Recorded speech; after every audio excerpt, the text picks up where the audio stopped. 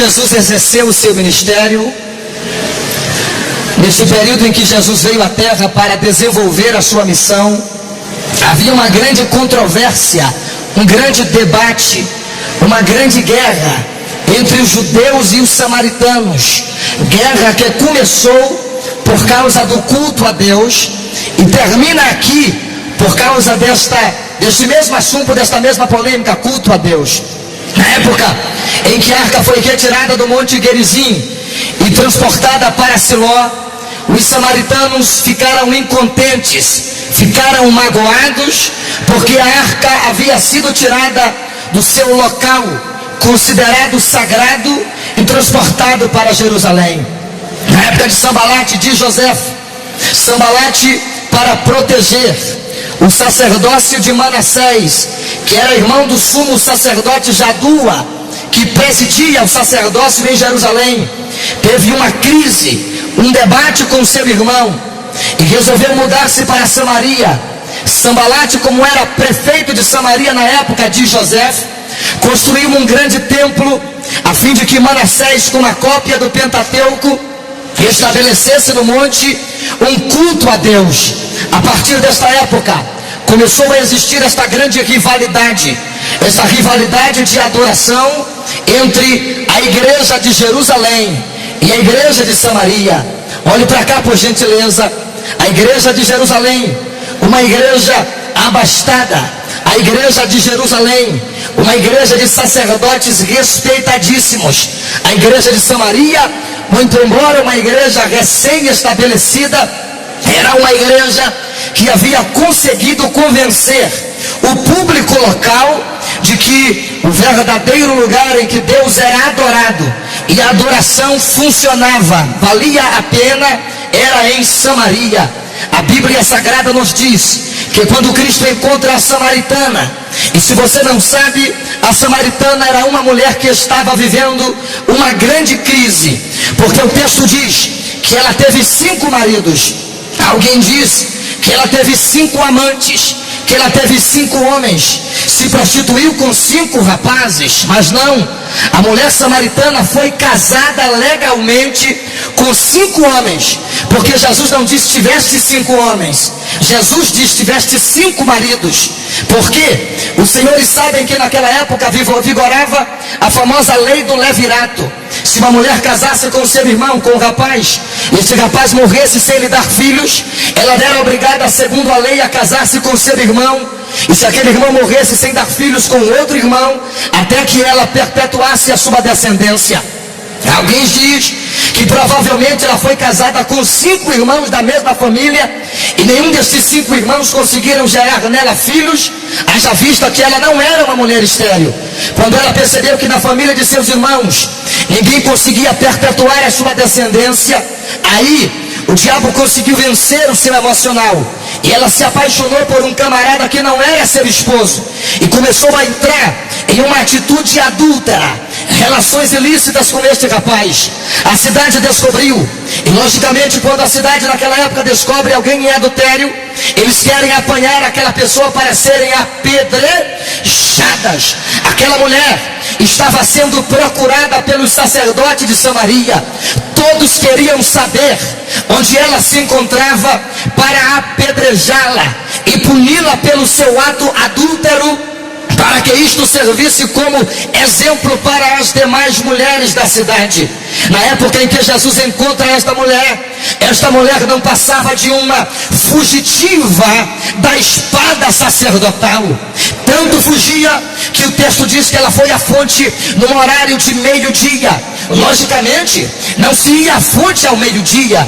Horário de ir à fonte buscar água é 10 horas da manhã. Segundo a cultura bíblica, era muito natural você chegar na estrada de Siquém e ver multidões de mulheres com seus cântaros enfileiradas próximos ao poço, cada uma esperando a sua vez de retirar a água. Esta mulher, ela vai no horário de meio-dia, horário em que ninguém está lá, para avisar onde ela está, para dizer ela estar aqui, venha para cá apanhá-la. Ela vai no horário em que não tem ninguém na fonte. Lógico que se alguém pega a água da fonte, isso repetidas vezes, a fonte fica no finalzinho da água, a água fica barrenta, quase não serve para beber naquele exato momento, mas ela preferia, quem está me ouvindo diga amém. Mas ela preferia beber água barrenta, água impura, água bagunçada por outros baldes, do que ser descoberta, do que ser vista. Olhe para cá, esta mulher era uma adoradora nata. Sabe aqueles adoradores que uma multidão está dizendo cale a boca e ele não está nem aí para nada? Sabe aquele adorador que quando ele dá um glória sempre aparece alguém para confrontar? Sabe aquele adorador que não está nem aí para quem gosta ou não goste? Ele adora Deus em qualquer lugar. Era ela, só que ela estava privada. Por quê? Porque os sacerdotes na época eram estreitamente religiosos. Se ela fugisse para Jerusalém, era uma samaritana, tinha rivalidade lá. Se ela fugisse para o templo de Samaria, ela era apanhada para ser apedrejada, porque o seu adultério explodiu na cidade.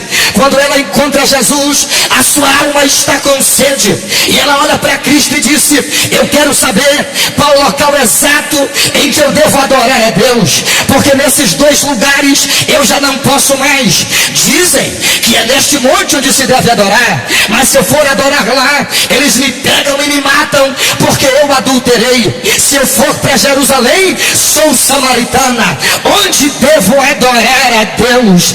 Onde devo engrandecer o seu precioso nome?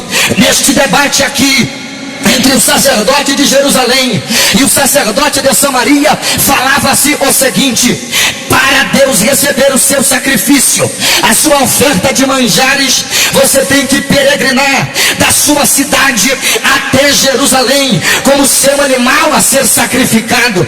É por esta razão que você vai ver no livro dos Salmos os salmos de peregrinação, ou os salmos de romagem, de onde vem o termo romaria, peregrinação, andanças. Eram salmos que os judeus cantavam nas suas longas trajetórias às festas em Jerusalém, e cantavam estes salmos para descontrair da viagem. Olha aqui para mim, por gentileza. Naquela época, os sacerdotes de Jerusalém diziam: traga a sua oferta para cá, porque Deus só recebe aqui. Traga a sua adoração para cá, porque Deus só recebe aqui.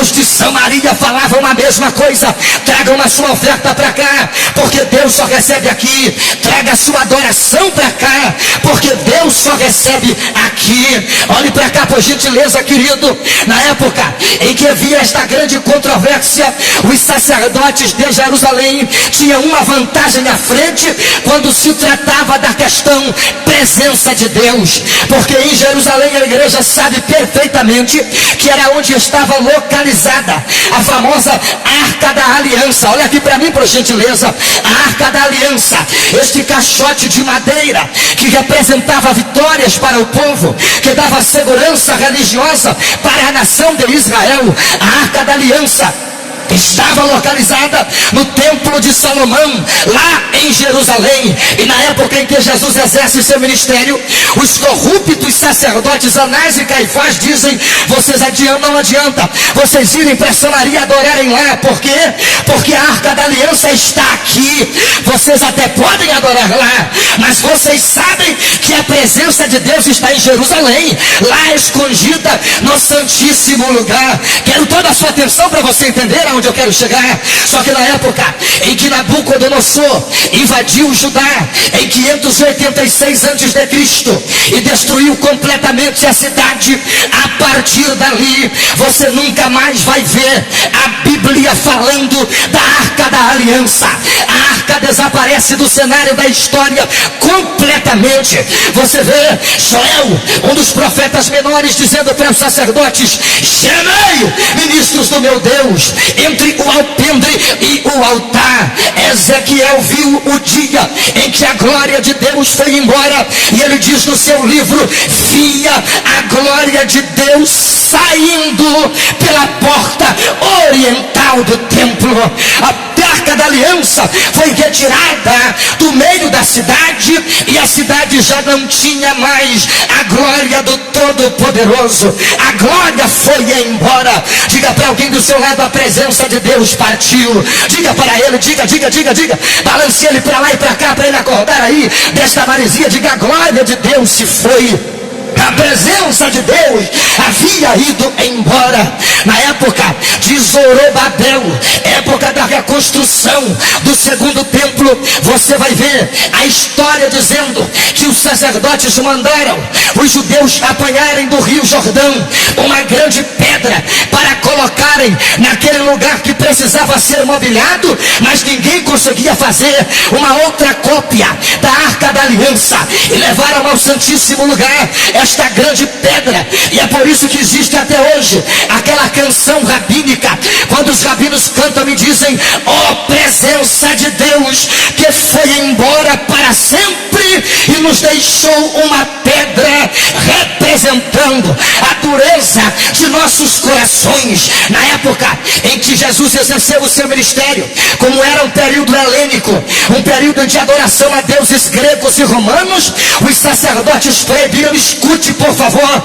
esta mensagem em nome de Jesus, os sacerdotes proibiram, meu querido irmão Rodrigo, os pais de contarem a seus filhos que a glória, a arca já não estava mais no Santíssimo Lugar, para não enfraquecer a fé da nação e ela se sentisse motivada a adorar os deuses de Roma e os deuses da Grécia.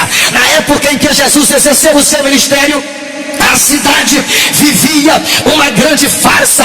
Os sacerdotes colocaram, olhe para mim por favor, uma grande cortina de 12 centímetros de espessura no Santíssimo Lugar.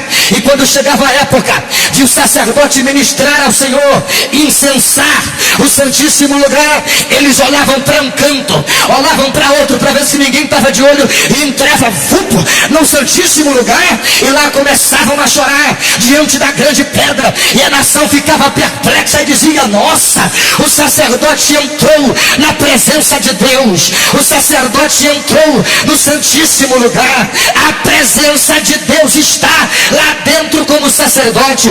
Agora olha aqui para meu nariz, a Bíblia Sagrada nos diz que quando Jesus morreu na cruz do Calvário, este grande véu se rasgou de alto a baixo, e alguém diz: o véu se rasgou para nos dar acesso à presença de Deus. O caminho está livre. É uma exegese errada, porque quando o véu do templo se rasgou, Jesus estava dizendo para a nação: olhem lá para dentro, no lugar da presença de meu Pai, agora só existe uma pedra, a glória se foi, a presença partiu. E se alguém desesperado abraça Jesus e pergunta: e agora? O que nós faremos se a presença de Deus foi embora? Afinal de contas, se ela não está mais lá dentro, onde é que ela está? Jesus responde em Mateus 18:20: onde estiverem 2 ou 3 reunidos em meu nome,